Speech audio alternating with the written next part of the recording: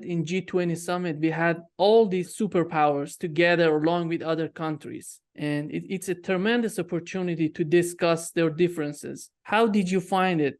Well, I think it's a strange event because it brings together, as you rightly say, the major economic powers in the world today. That's what it was intended to do. But it brings them together at a time when there is momentous, huge change going on.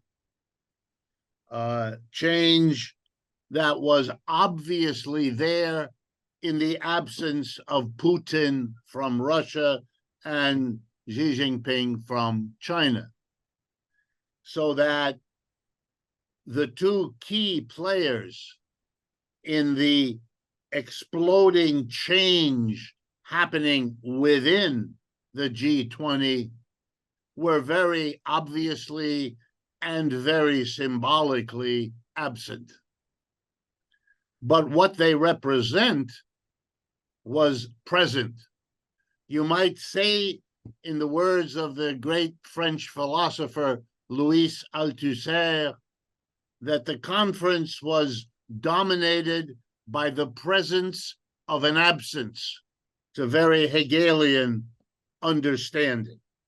The conference was overwhelmed by the contradiction between the G7 and the BRICS, and yet it had to pretend that it wasn't overwhelmed by that.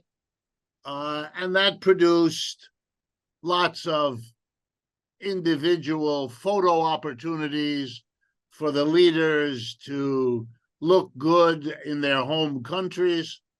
It provided opportunity for side meetings, mostly private, among these people working out their deals.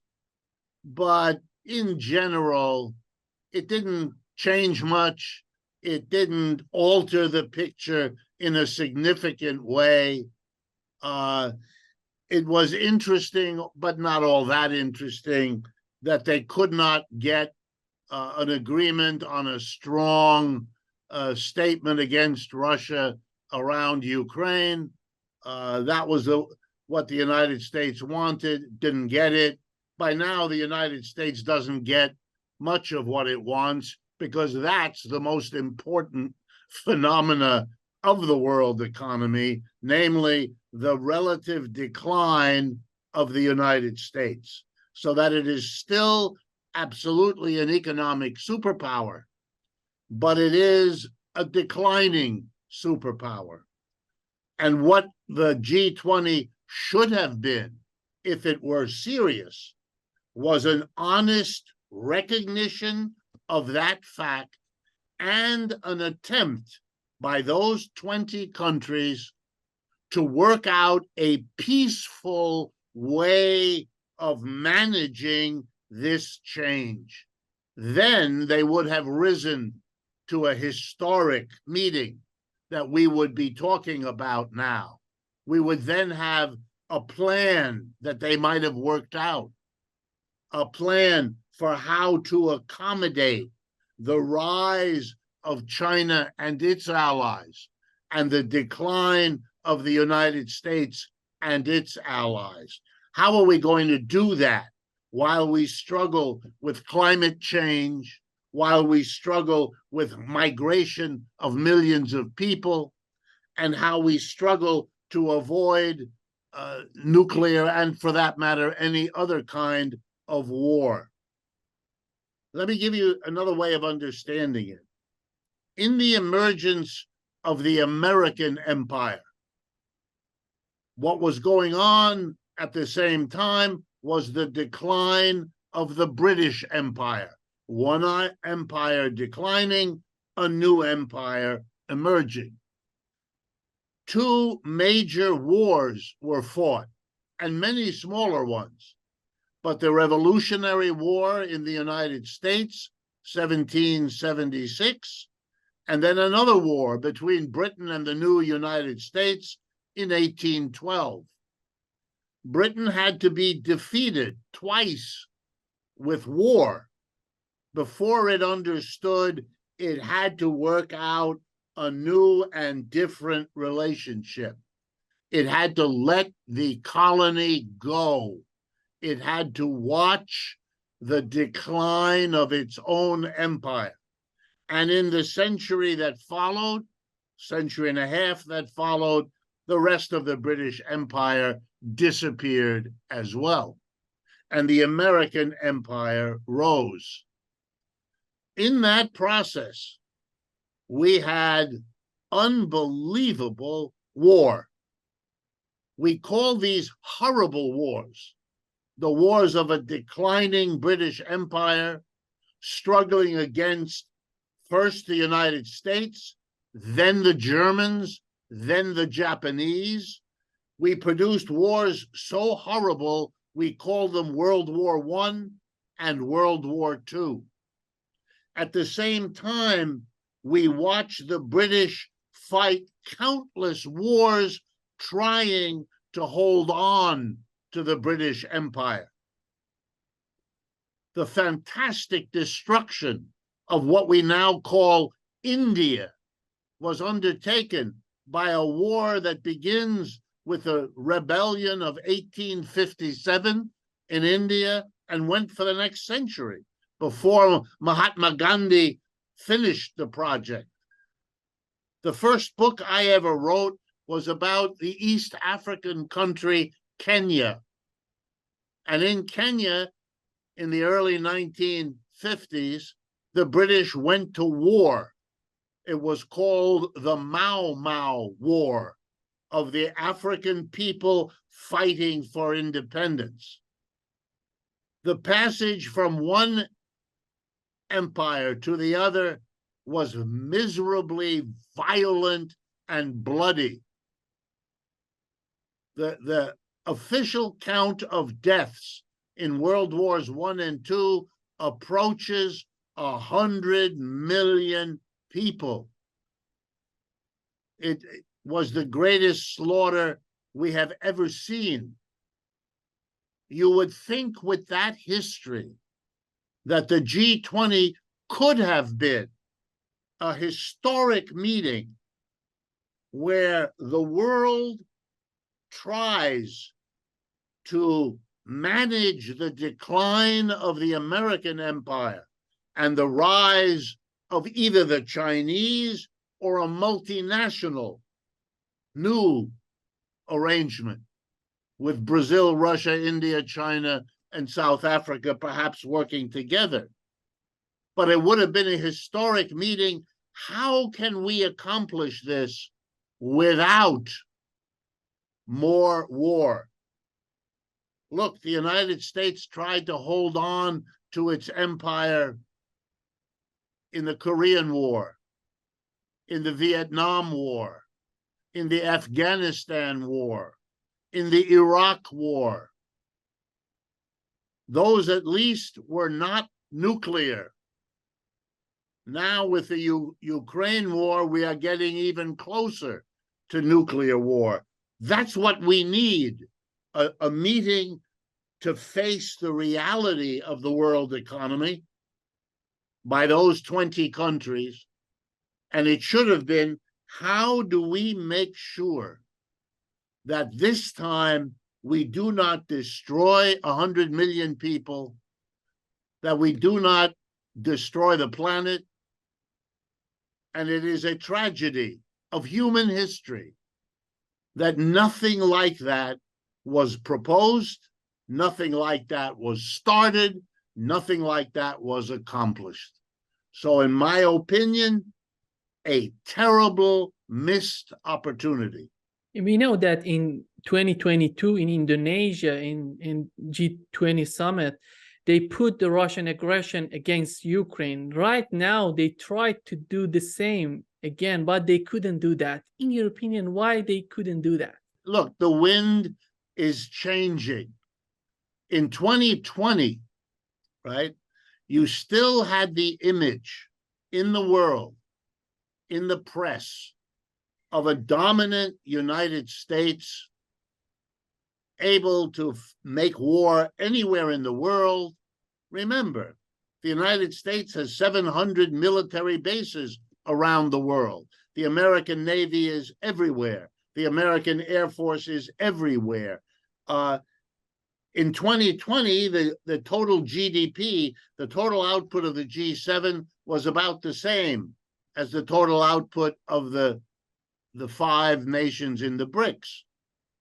By 2023, 3 years later, the total GDP of the G7 has fallen to about 29% of world output, and the BRICS, before the addition of the 6 new countries, the BRICS had already risen to about 32, 33%.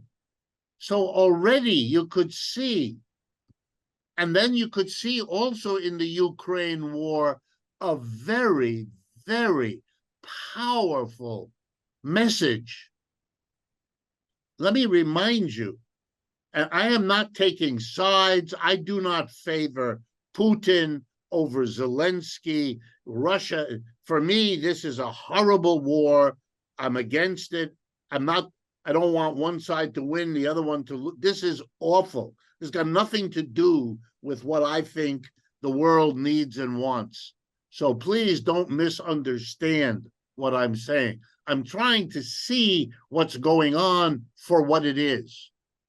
When the war begins, February 24, in the year 2022, okay? At that time, the United States announced that this war would destroy Russia, that Russian ruble would collapse, that the Russian economy would, to quote the defense minister of the United States, be driven to its knees. Other commentators in the West, particularly the British and the Americans, even began talking about a defeated Putin being driven out of power and Russia being divided up into many smaller countries.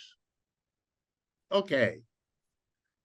By the time of this G20 meeting, the world saw that the threats, the promises, the declarations of the United States were all wrong.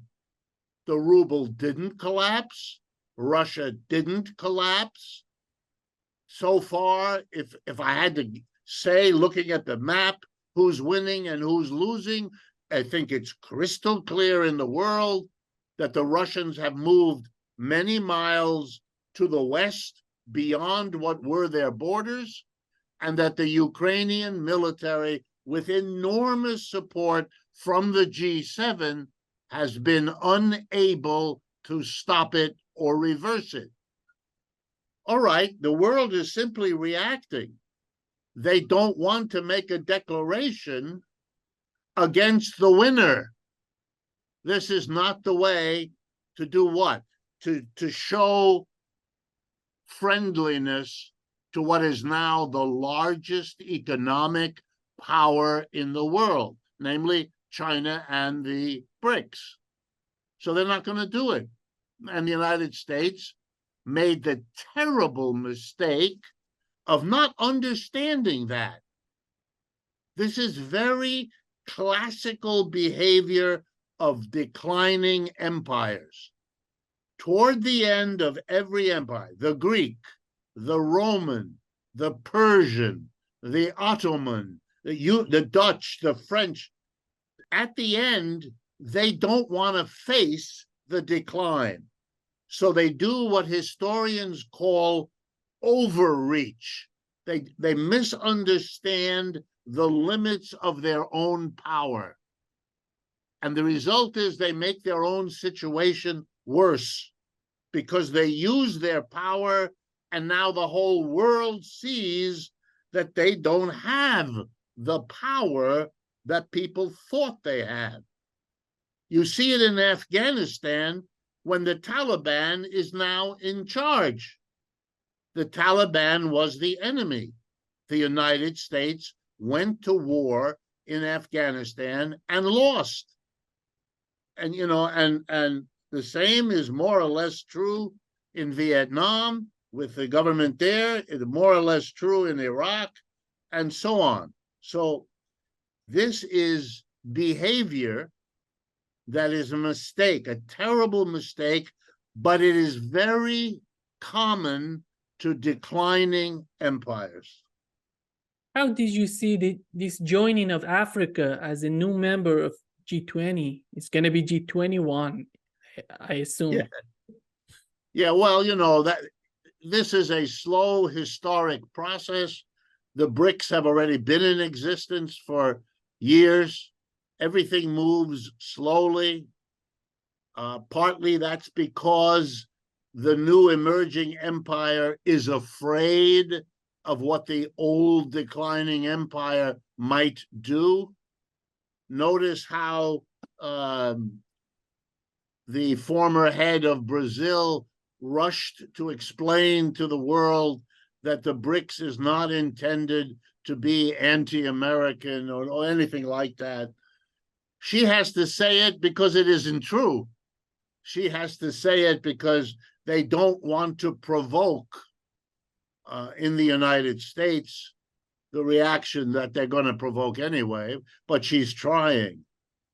I think what you're seeing is a slow motion transformation, and that it's going to include the entire global South, whether it's Africa, Asia, Latin America. It's all the same in this way because they now have, all those countries now have a new option, a new possibility.